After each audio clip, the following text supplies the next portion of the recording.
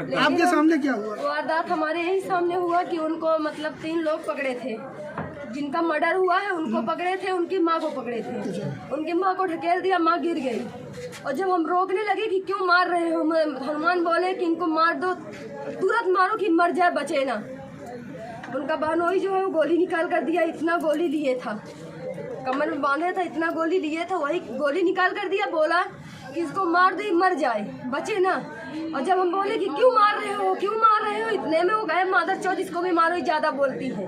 और जब हमारे तरफ मुड़ा उतने में वो गिर गया, तो कहीं भागो, ही तो मर गया, भागो। अब तक तीनों भाग गए। कौन कौन थे? हनुमान, कंजू।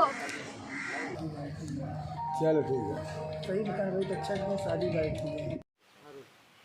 सर यहाँ पर एक गंसात हुआ है, क्या पूरा मामला है? देखिए, आज दिन में करीब 12 बजे थाना नैनी पर ये सूचना प्राप्त हुई थी कि अरेल चौकी क्षेत्र में एक व्यक्ति को गोली लग गई है, जिससे कि उसकी मृत्यु हो गई है। तत्काल इस गंभीर सूचना पर स्थानीय पुलिस और उच्चाधिकारियों की टीम मई फील्ड यूनिट के यहाँ पे पहुँची।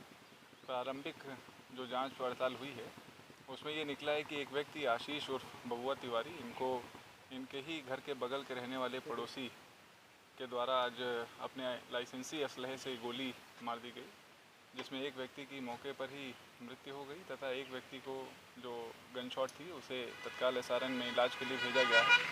इन दोनों पक्षों में यजमानी को लेकर के विवाद है। ये बताया जाता है कि इनका कोई रोस्टर और सर्कुलर रहता है, जिसके हिसाब से ये अलग अलग दिनों पर अलग अलग परिवार यजमानी करते हैं और इसी से अपना जीविकोपार्जन करते हैं। कल किसी यजमान के द्वारा पैसे ले लिए जाने पे और इस सर्कुलर को जंप कर देने की विवाद के कारण से ये स्थिति उत्पन्न हुई है।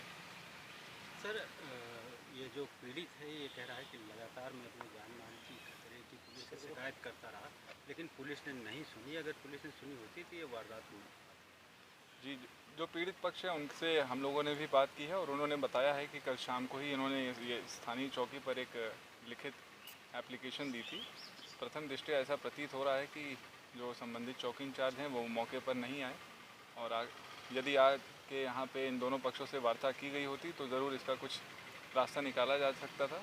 फिर भी जो अभी जो घटना हो गई है उसमें तहरीर प्राप्त करके विधिक कार्रवाई प्रचलित है और बहुत जल्द जो अभियुक्त हैं उनकी गिरफ्तारी कर ली जाएगी। आरोपी पड़ोसी हैं? दोनों के घर अगल बगल के ही हैं, दोनों पड़ोसी हैं। दोनों घटना में कितने असलहे प्रयोग किए गए? जो तहरीर है उसके हिसाब से और जो मौके पे जांच पड़ताल की गई है उसमें 2 लाइसेंसी असलहों का प्रयोग होना बताया जा रहा है। कुल कितने लोग? 3 लोगों के द्वारा जो हमें तहरीर प्राप्त हुई है उसमें 3 लोगों को नामजद अभियुक्त बनाया गया है।